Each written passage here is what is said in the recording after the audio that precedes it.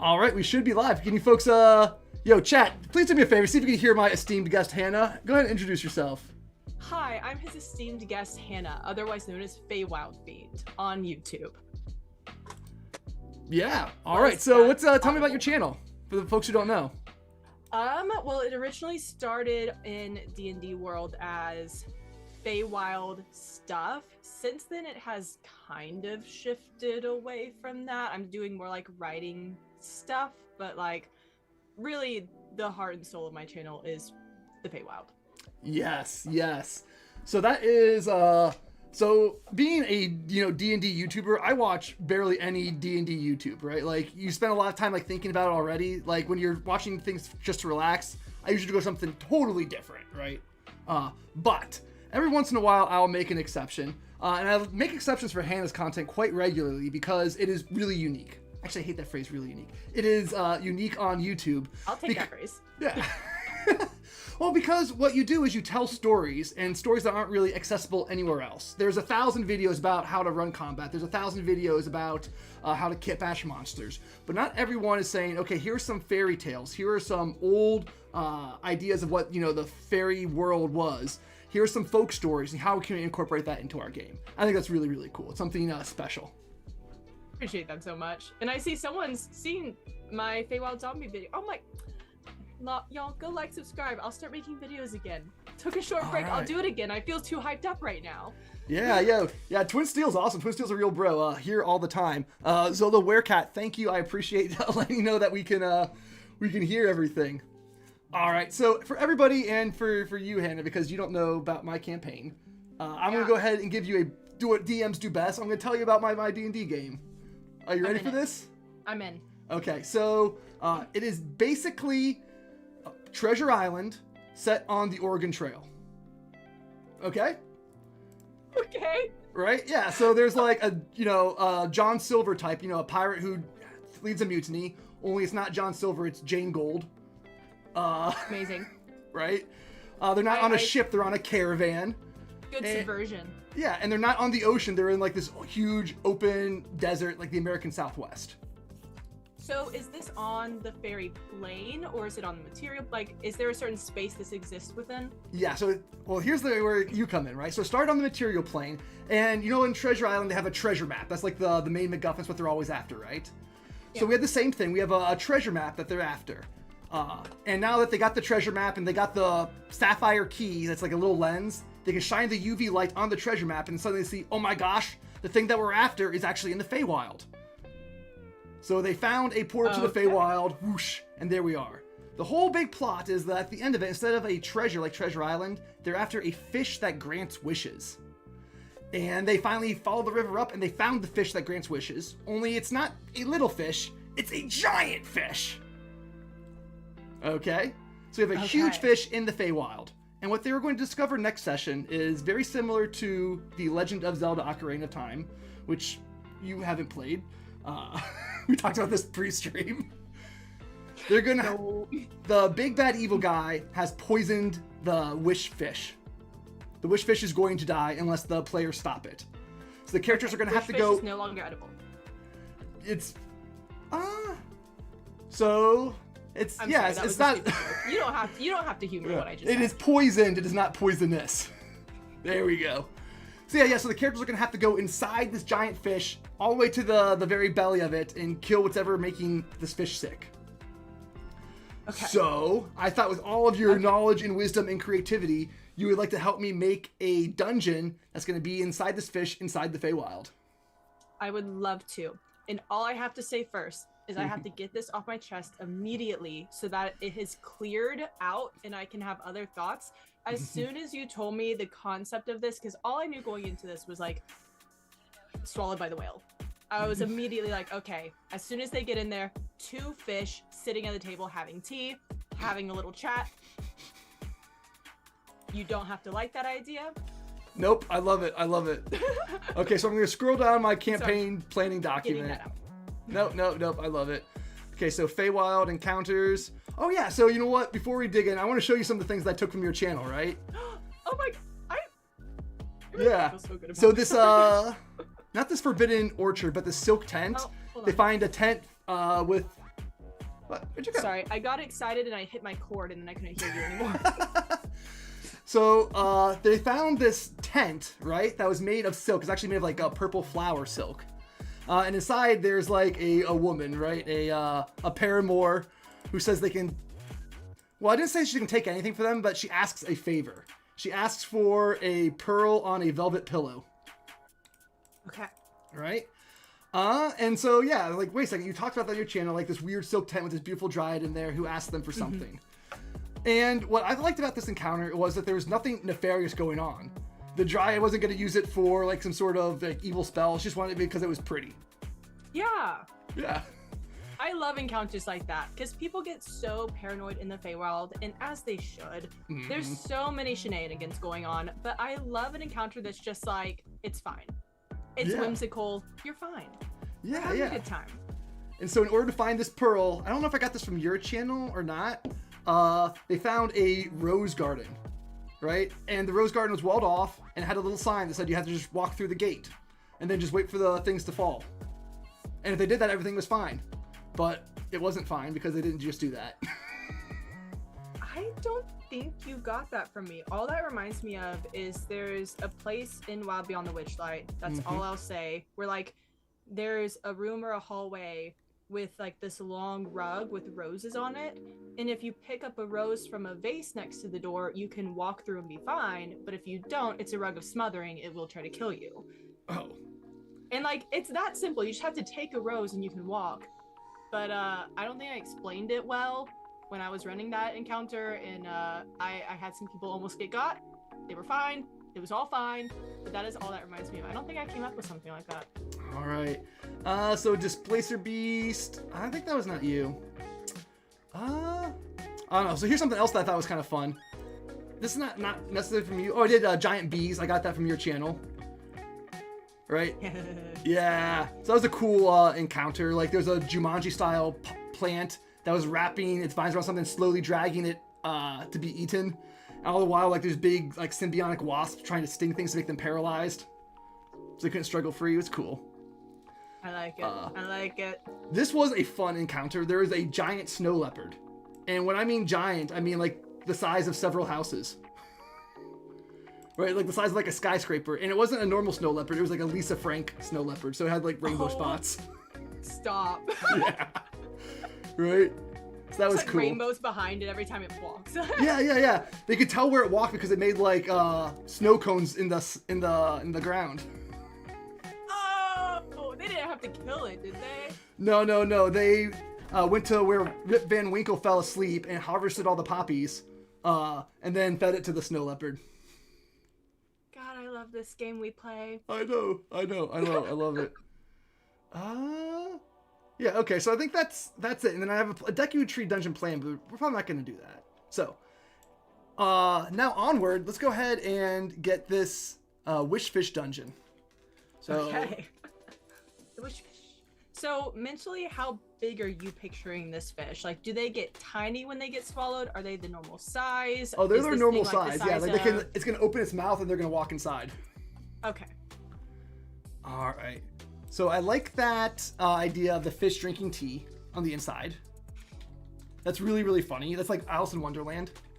Yeah, that's what a lot of your stuff reminds me of. Like, you go really whimsical. Like, sometimes I'm talking about Feywild stuff, and then you'll share an idea, and I'm like, oh, he's better. Oh, no. You're so good at whimsy. I think that's because I have to make up stories every single morning, right? That's what my little kid asked. You know, she doesn't want to watch TV in the morning. She wants daddy to make up stories. So there we go. That is so sweet. And that is also, may I say, so J.R.R. Tolkien of you. Oh, I did not know that. Yes, his kids or grandkids used to request that he tells them stories. And he actually he didn't release a book. I think it was maybe posthumously. I don't really know about like some of the stories he's told them. And it's a really sweet book. Oh. Yeah, Twin Steel. They might get to the Deku Tree later on with that Cheetah Scorpion. Maybe not. We'll see. So we got these fish drinking tea. So let's work on this a little bit. Like I can picture in my head, like they're like sitting on the tongue. They have like a nice gingham tablecloth on. Like maybe like using silverware with their fins somehow. Okay. So what can they do? Did they provide information? Did they provide a riddle? So how I'm picturing this, I'm picturing them walking in, and these two little fish are sitting there, and Twin Steel mentioned fish having tea with the magic fish teapot that keeps it hot and brews their special seaweed tea. Mm-hmm. And I kind of like the idea that they like don't have actual tea in the cups. It's like the floor is wet when you walk in, and there's seaweed and maybe barnacles, and like it's just kind of wet in there. And every time their teacups get empty, they just like scoop up more of that really gross seaweed mouth juice and just start sipping that. And I like to think they're just gossiping. And maybe they are gossiping about stuff that's happening further back in this fish. And so if they don't like if you clue into it, they're being shady, but like you could maybe pick up on some information. I like that a lot because one, it gives them like a little bit of character, not just like a mouthpiece. But I can imagine like this whole little like role play scene where like kind of like snooty fish, and it also it leaves room for some misdirection maybe because it's gossip. It's all like hearsay, may or may not be true, and they're definitely gonna give their spin on it. So I think that's a great idea. Oh, cattyfish, catfish, love it. Oh yeah, I love it. Yeah, I mean I'm just thinking like deeply British. Yep. Fish. Yep. All right. I say, well, I heard. Well, she said, maybe get a few things in there. Did you hear about, Mrs. I don't know. Did you hear about Mrs. Seagull? Oh, don't talk about Mrs. Seagull. Yeah. Too far. Are you sure? Well. Okay, yeah. Yeah. We should play a game right now. Impromptu session. I'm in. Let's go. Okay, so after these fish, all right, what's some other cool things we could have inside this this dungeon? I don't know, man. That was my only idea. That was your only idea? Good luck. Have a good dream. Oh no, trapped. All right, okay. So are we thinking like fish so big that it's sort of just open pushing back, or do we somehow have like rooms in this thing? Like, are we walking through his organs? Yeah, we're gonna. So I have this really cool asset from Galder's. Actually, I don't think I even have a picture on my computer of it. But trust me, it exists. So my book, Galder's Gazeteer, at the back of it has 2 bonus adventures that use all the content from the book.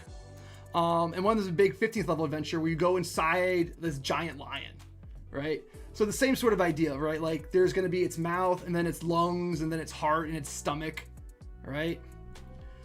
So maybe you can use some of that stuff. Okay, let me look up whale organs. All right. Oh my gosh. Of course people, I mean, why should I be surprised people study whales? That I'm like, oh, there's actually a diagram. Duh. Of course there's actually a diagram. So maybe in its heart, there are 4 chambers that push water around. Or push like blood around. Yeah. Eventually, So it just what pushes the if- PCs around. They have to swim. Yeah, what if every now and then like a pump moves through and like pushes them? Oh, that's a good And this one. could be like, it could be a dex or strength saving throw if they like want to stay in a certain area, they can grab onto something, or they're just swept away depending on where they are. Yeah, I like that. So that can be like almost like a random element. Okay. It's like a feature of the dungeon. Okay, random element. Also, chat, so sorry I'm coughing.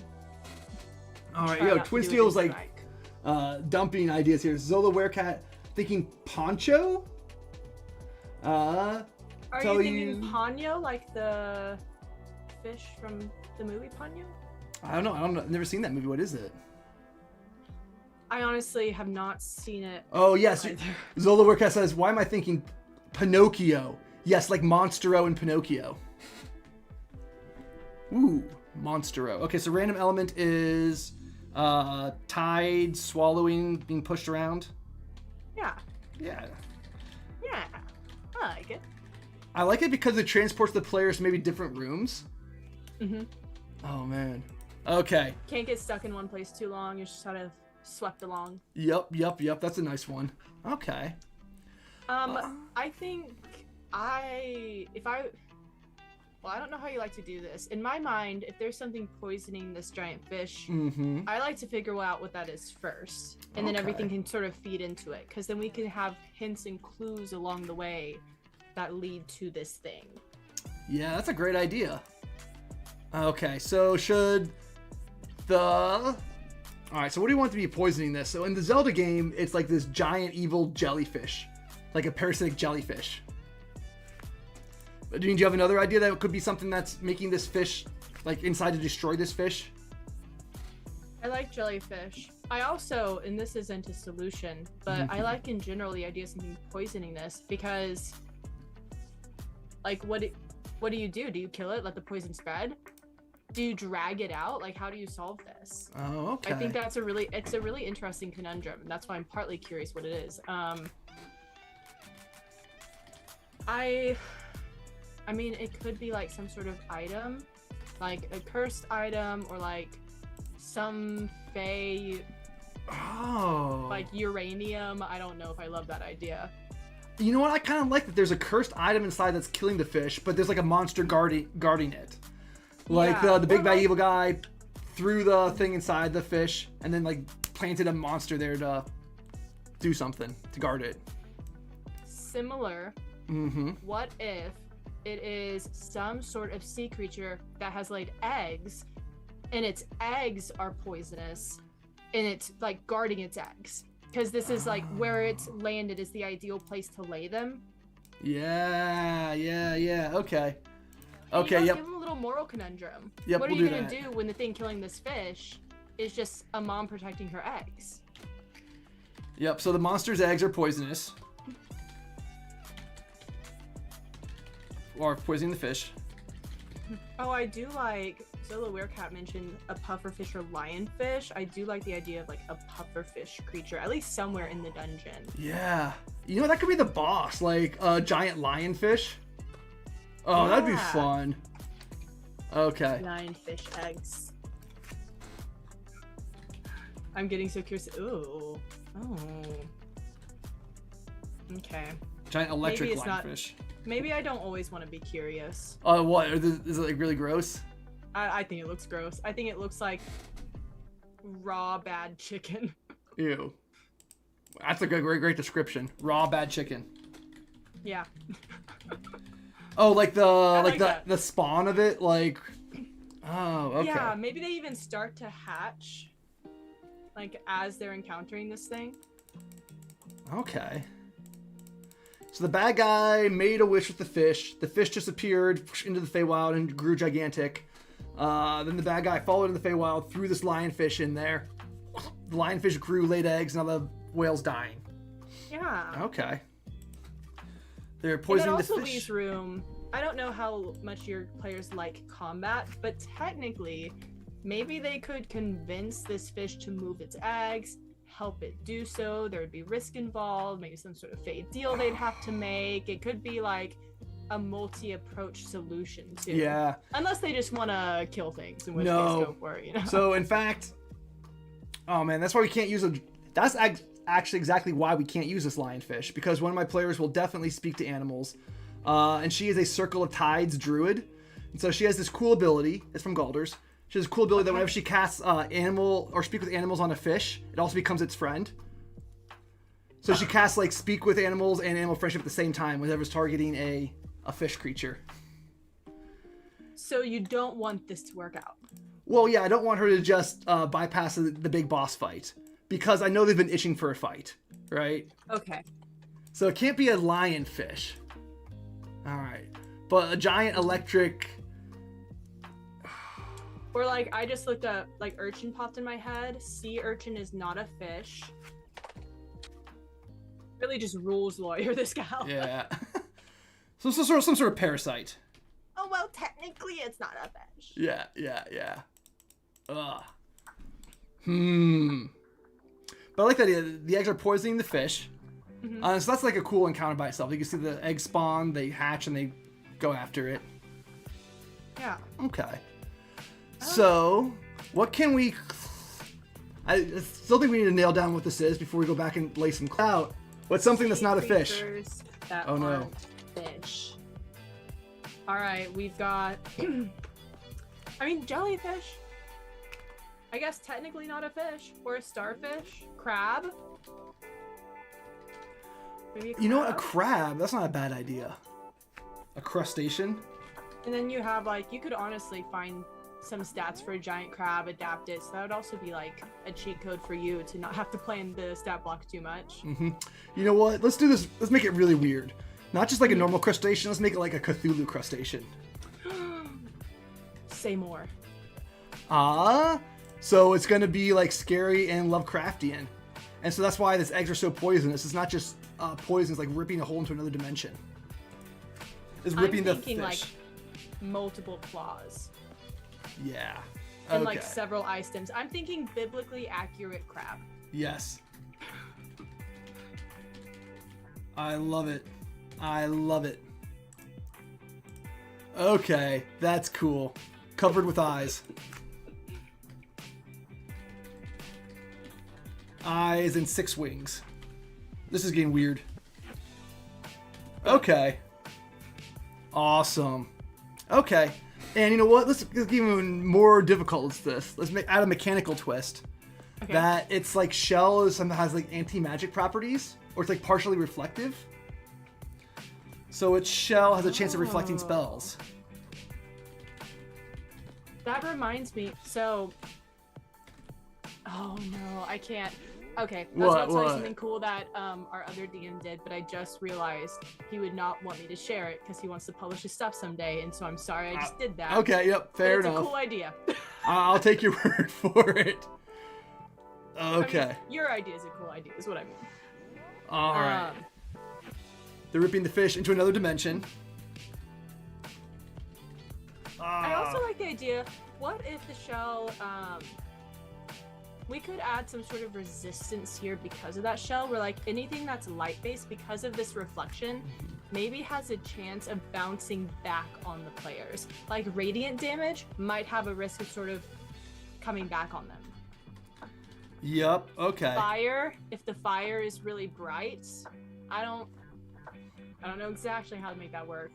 No, I like that. That's kind of a cool, it's kind of tie into something kind of soft. I like it. Whenever something produces light, it has a chance of reflecting it back. That's cool. Yeah. I like it. There we go. Okay, so that's a pretty cool monster. I'm thinking the Moana song Shiny now. Yes! Just playing that in the background. Yes! This is Tamatoa. He has an Australian accent. You gotta get like, you know how people do those remixes of songs on YouTube where it's like the low reverb, like the nightcore. You need to do a nightcore Shiny, slowed down, reverbed. I like it. Yo, Zola Werecat, a water spirit like Ninetales. I like that. Okay, so maybe not as the boss, but I want to put that somewhere. I think that's a cool idea. Well, I like that it's reminiscent of something water-like, but it's also something from, like, land. It's a good little combination. Like, that's very Fey to combine those two ideas and then place it in a giant fish. It's Vulpine. Okay. So it's going to be in its own little room, I guess. Or maybe it's contained somewhere. Like, maybe... Oh, here's what I got in there. The fish swallowed something. Like, it was, like, swallowed like a cargo. Okay. There we go. He's cooking. Yep. So the fish, like, it's swallowed, like, a piece of cargo, a crate. And now inside of one of those crates is this jar, right? Okay. And if you open the jar, then the water spirit pours out. Okay. You ever seen the episode of Futurama where they visit, like, the desert planet and the king is, like, in a soda bottle? I've never seen Futurama. Ah! You're killing me, Smalls. You're like, have you done this? Have you heard of this? Have you watched it? No. How are we ever going to communicate? We don't share cultural touchstones. You're going to explain it to me, and I'm going to telephone my own interpretation, and we build something big and beautiful. Oh my gosh, genius. Okay, so there's this episode of Futurama where the premise of the show is they're delivery boys, right? They have to deliver packages all across the universe. So they go to this one planet, and it's really, really hot. There's like 3 suns, and they're sweating like, oh my gosh. And they get to the place where they're supposed to deliver this box. It's like a palace. They're like, oh my gosh, well, there's this glass of water right here. I might as well just take a swig of it. So they drink it all up. But it turns out on the planet of the suns in the desert, all the people are made of liquid. And the dumb character just swallowed the king. Yeah. So I guess in my head, they have to pour this fox, this Ninetails, out of a jar. Yeah. And that also, if we have a bunch of shipping crates, hey, we got some treasure. Yeah. We got some other stuff in there too, right? Yes, what other types of treasure?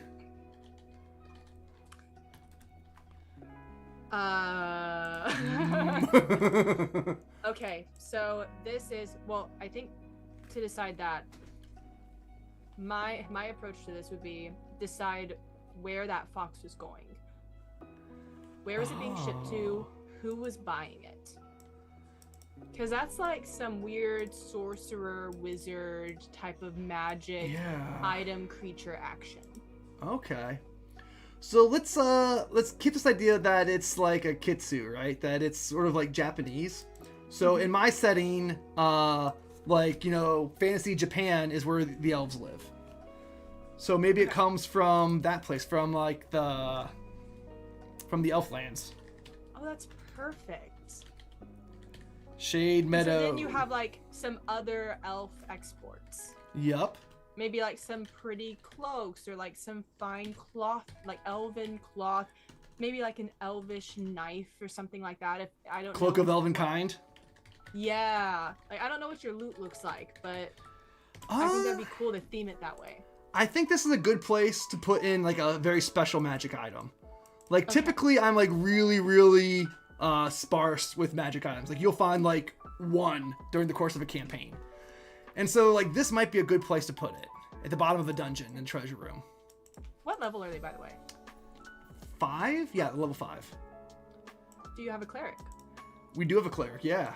We're cleric. Would they like to find a very expensive diamond? That's a good one, yeah. Give them a little revivify option. Yeah. Oh Yeah, man, so in my setting, they're not just normal diamonds. Okay. What are they? They're made from the carbonated remains of a burned out phoenix.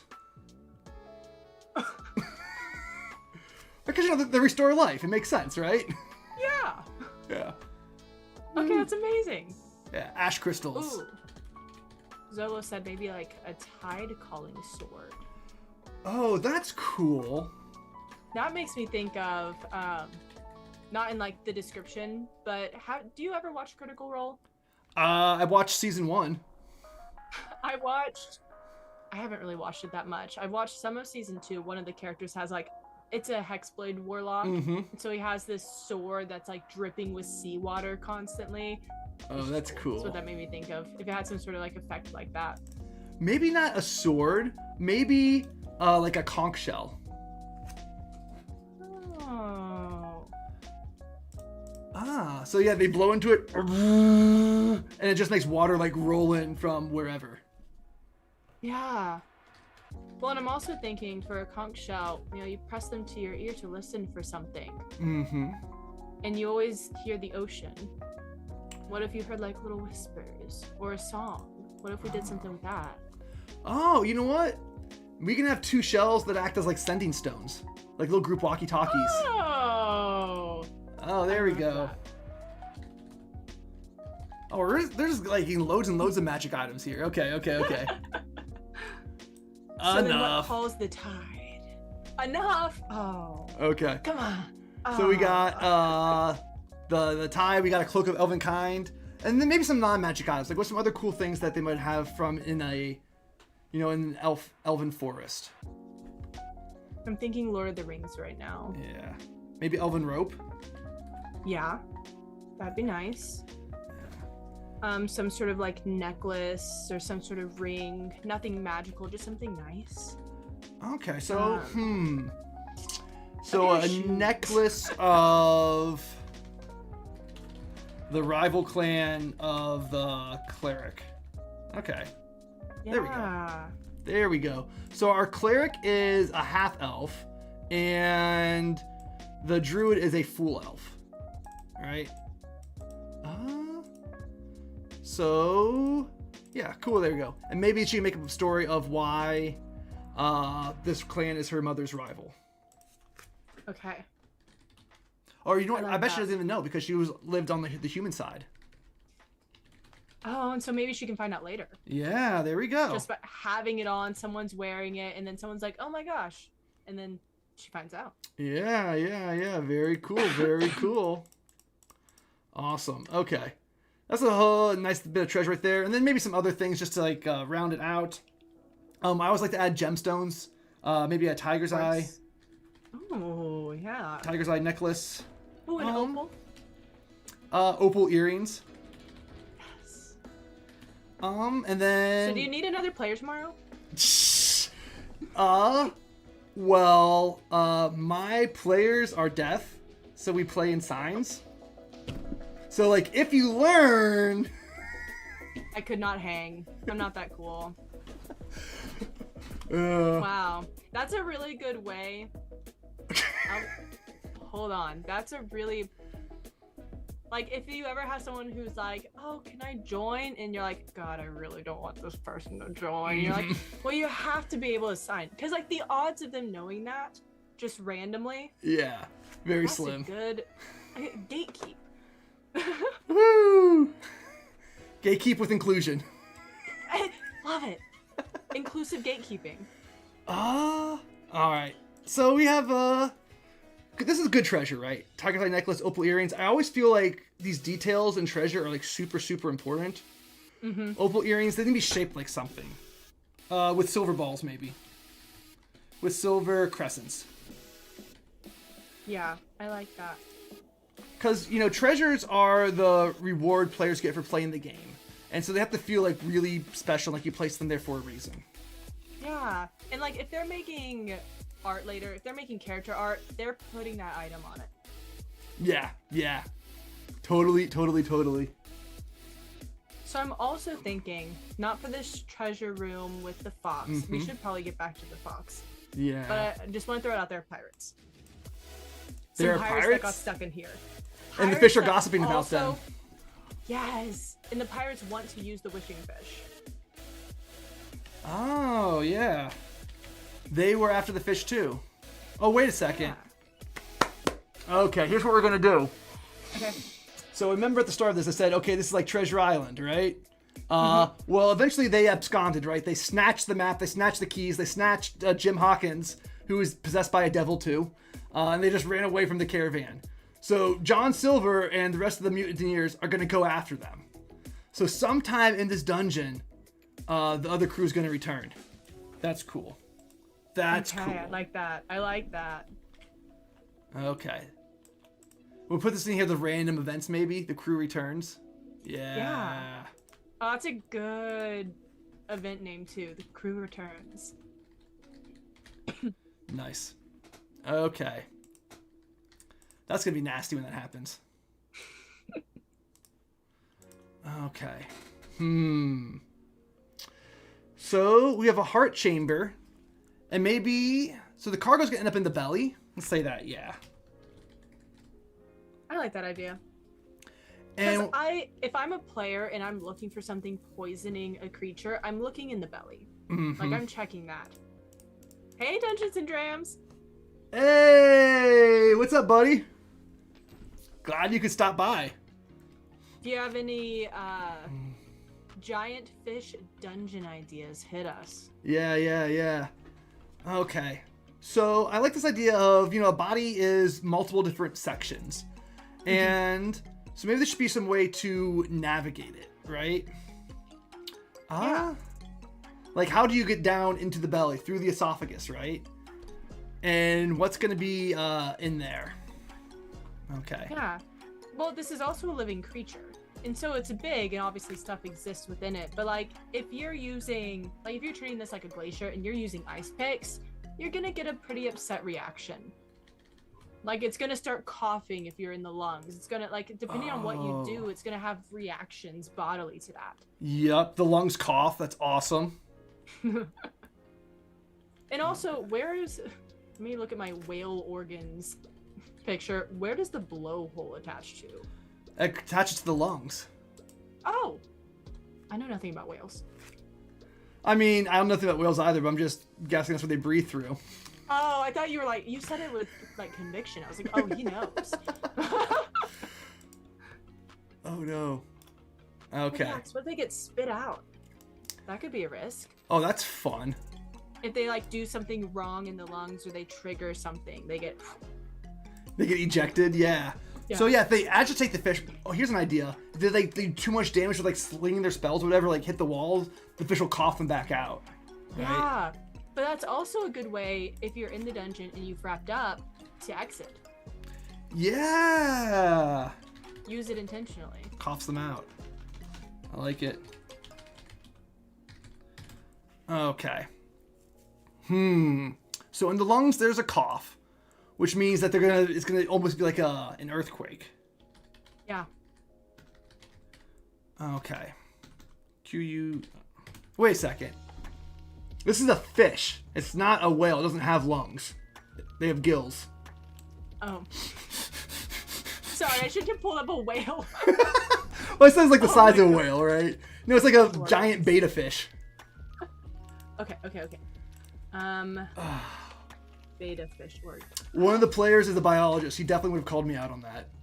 Okay. And you tell him it's the Feywild. I do what I want. That's fair. Say, have you considered I am God?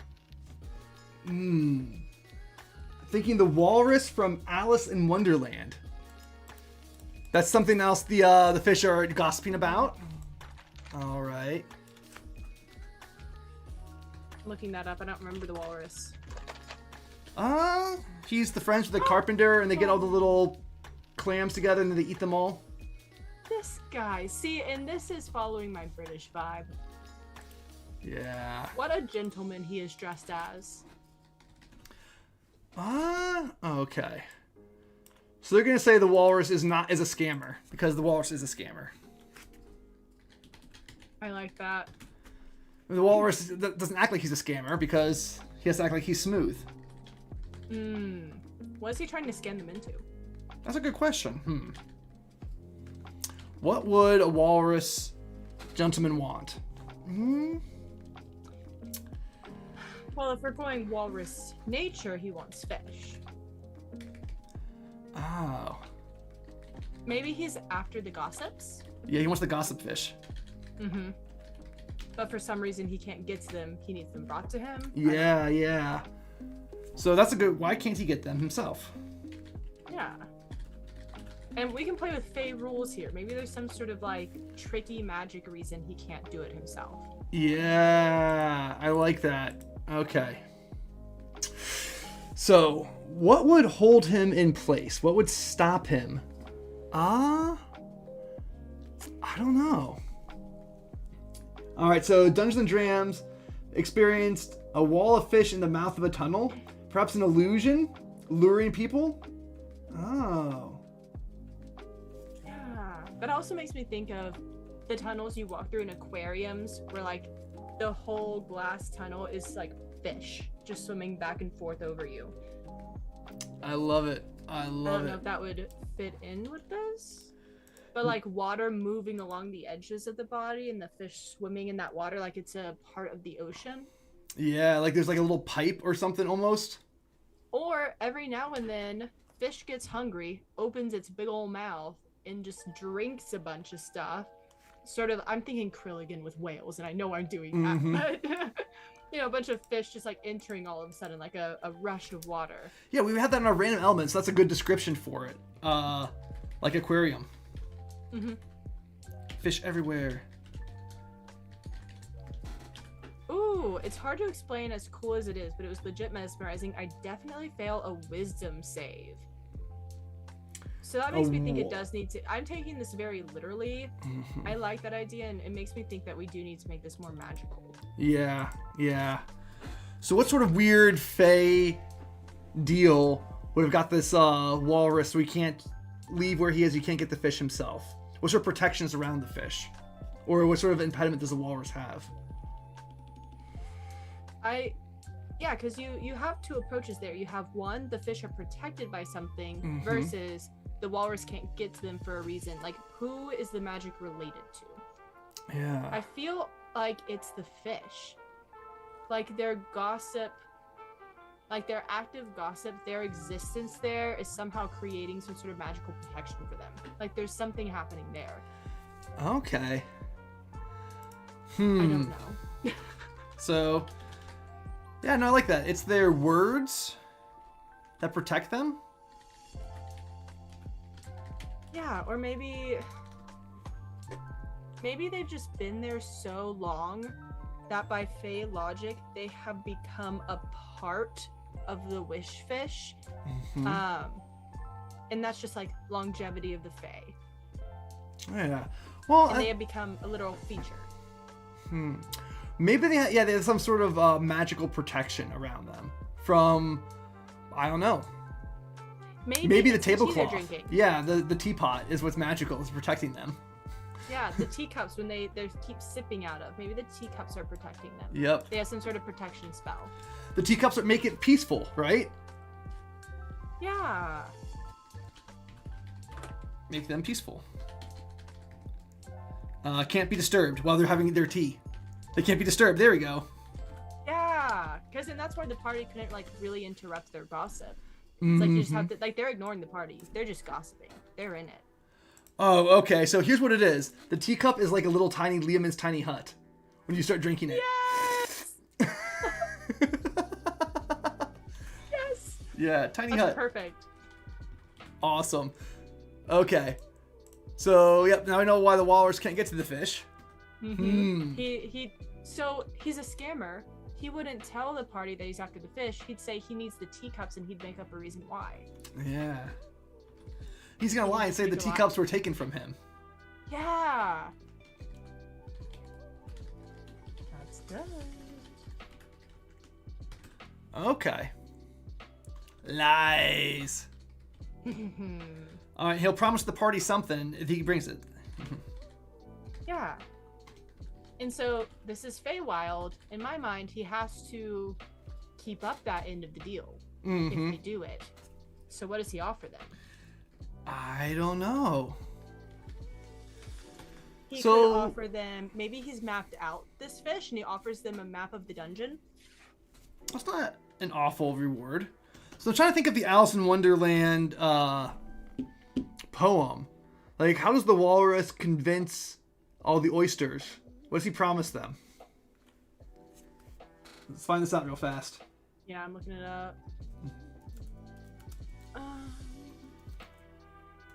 Gosh, it's been so long since I've looked at this text.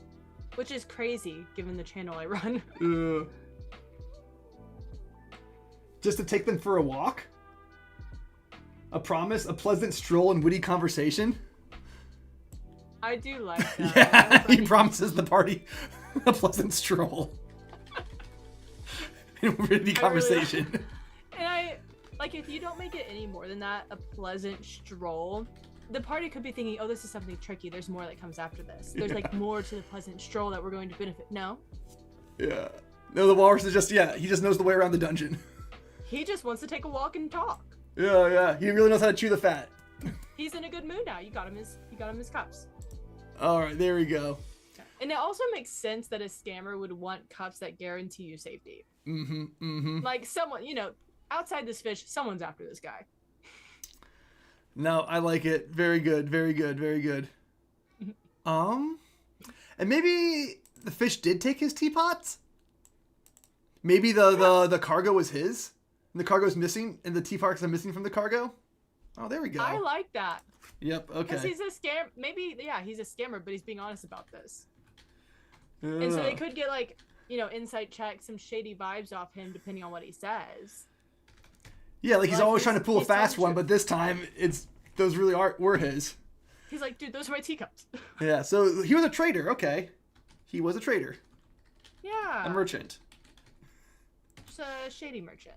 Yeah. A real raffish guy. Ooh, that's a great word. Raffish. Great word. Good vocab. Okay. So yeah, we have a little bit of interesting stuff going on here. We're making some progress. Mm-hmm. Ooh, the brain. Oh, inside the brain of the fish. Oh my gosh. That's where this electric Cthulhu crustacean should be, not in the belly, in the brain. Yes, because it's affecting the brainstem. Yeah. All right. And that's why it's electric too. Bzzz. Yes. Okay, there we go. Awesome. Okay, so we have... This is going to be in the mouth. We're going to meet the fish, that gossip. The walrus is going to be...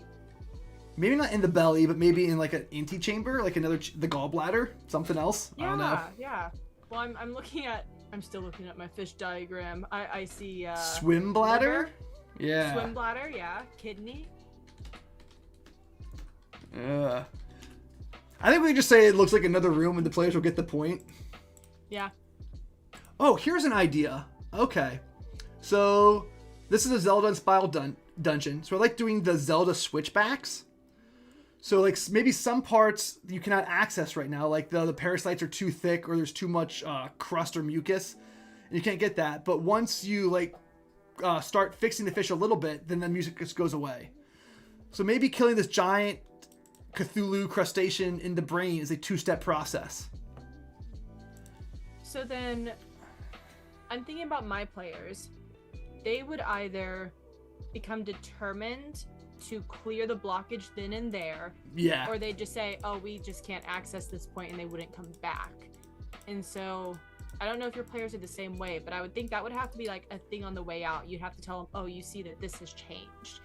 That's not a bad idea. That's a good point. That's what players do. That is definitely what players do. Like, oh, can't do it now? Not part of it. All right. Covered in mucus door. But I still like the idea that maybe they do something first before they just go straight to the brain. That they'll do something else to allow themselves to go in.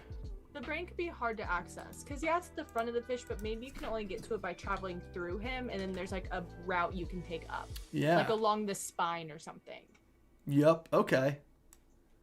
Covered in mucus door. You have to get to the point where you can access the spine overhead, unless any of your characters can fly. Well, but if they're in organs, yeah, they're inside this understand dungeon. Anatomy. So yeah. It's a magical fish. It's just magical. It just works. Okay, so they have to get to the spine, through the spine to get to the brain. Mm-hmm. Okay. All right, so fish have gonads. How clean are you keeping this? I don't know. I don't want... These eggs are already pretty gross. Okay. That's true. So what's in the spine? What sort of monsters or barriers or setbacks can we put in the spine in order to make it hard for them to get through it? I'm thinking a spine is made of bone. White bone. Maybe some of this crab's eggs have already hatched, and there's like tiny little white crab babies hiding along the spine. Like maybe they start out little and white, and then as they get bigger, they develop. And so they're kind of like already spreading out a bit. Oh man, it's like a metastases. What does that mean? When like something like a cancer spreads from one organ to another. Yeah. Oh man. And maybe they see one like, what if they ran into one earlier in the dungeon? Because would it not be such a player thing to try and adopt it? Yeah. Well, they're gonna try to adopt this Nine Tails. Oh, true. The water That's spirit. true. We already gave them a pet. Yep. But maybe they can still see maybe the walrus is eating the crab. He's eating a crab already. Yep. And somewhere else, like you drop it in here and there as hints, but it might just feel like atmosphere at the time. Like they see a little tiny white crab like scuttle around a corner when they walk into place. I love it, right? So that's gonna be another random event, crab. Mm-hmm. Crab sighting. Yep, crab sighting. Or just crabbing. Acha. Okay. Very cool. All right. I think we're having a lot of stuff here. This it's is not a big dungeon. It's not really cohesive necessarily. Okay, so you go to the mouth, right?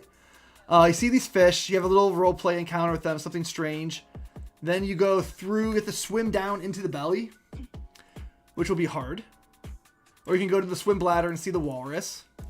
Okay. So that's like a split. And the swim bladder eventually leads to the heart. And the heart has something there maybe? It could also just be a place that you just kind of get pushed around, like swirled around and pushed out to like one of 2 or 3 different spots. Yeah, okay. So you can get pushed to the spine, say that, or to the gallbladder, or the walrus is. No, because we want them to interact with the walrus. That's probably like the most fun here. So maybe another little room here. In a lot of this, it feels random, but we've tied it together. Like the fish relate to the walrus, and therefore also relates to the cargo room, and like a lot of this works together. Yeah, and I think like the walrus is eating some crabs. And I think like if I want to take the time to draw this out, like make a nice dungeon map, then it'll all start to like click in place. I think, right? Because then we can see like where all these things are, how they're connected. And we can throw some more stuff in there. Yeah. Okay. Like take elements of one bit, put them in another. All right. So let's work on this boss fight for just a second here. Nice. So we have our giant electric Cthulhu crustacean, biblically accurate crab, has a chance of resisting spells and a chance of reflecting light spells back. And everywhere you see like these slobs of like bad raw chicken, which are actually the monster's eggs. So occasionally they'll pop open. Okay. So what is something that I can do to make this boss fight a little more interesting?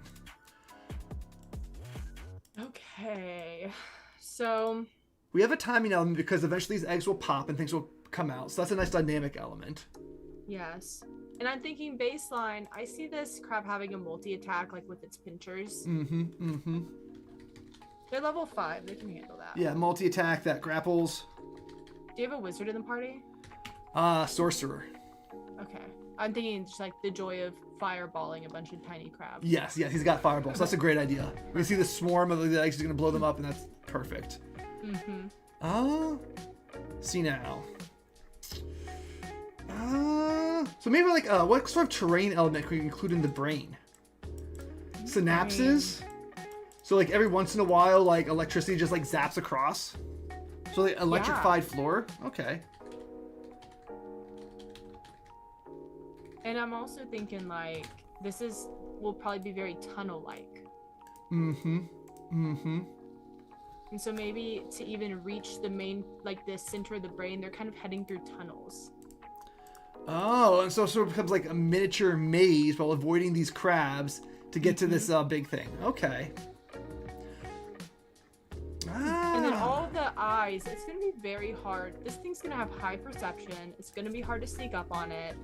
And it's going to be hard to like hide from it unless you duck into the tunnels. And so because in theory, like if the crab is sort of staying in the main center of this brain, that puts it at a slight disadvantage if it can't go into the tunnels, although it absolutely maybe could. But like even if players are sort of ducking and trying to hide behind tunnels, like there's swarms of crabs that can come up at them. Yeah, no, I like that. So the terrain element is not only are they electrified, but they have to navigate it. And if they go to choose the wrong one, all these crabs come after them. So like there's like almost like trap doors. Yeah, and if you try to hide too much, you're just going to face another problem. You're going to sort of tip off more little baby crabs, as opposed to staying in the main chamber with the boss. Pick your poison. That's cool. No pun intended. Yeah. No, I like this. This is a cool boss fight. The fish are at the start are gonna give you some good intel. Cause I always like that. I always like doing like a setup and payoff thing. Because when the players hit those payoffs later on, like they feel smart. It feels like a nice resonance. Yeah. We got this cool walrus. This is gonna be a funny thing. He's gonna be like smoking a cigar inside this thing. He's got the weird like gloves on, waistcoat. The heart chamber adds like a random element, and eventually they're still gonna find the crew. And that's gonna be a nice big dramatic moment. Yeah. Because, yeah. I'm curious, when you're deciding something random, do you make it like random in quotes where you actually do just pick, or do you roll a dice? How do you like to do that? So, typically for like just in general, a random encounter, I make them roll a d12. If they get a 10, it's a warning. If it's an 11, it is an environmental or a hard encounter. Over the 12, it is a story-based or deadly encounter. So maybe the crew doesn't necessarily return right here, but there's definitely a chance that's where they track them down. If they're dawdling, if they decide to rest, they roll the d12 and it pops up 12.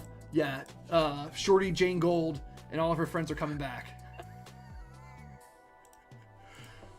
All right, yeah, this is great. Yo, this is enough to go off of. I will draw this up and I'll make sure to post in your Discord how this all goes.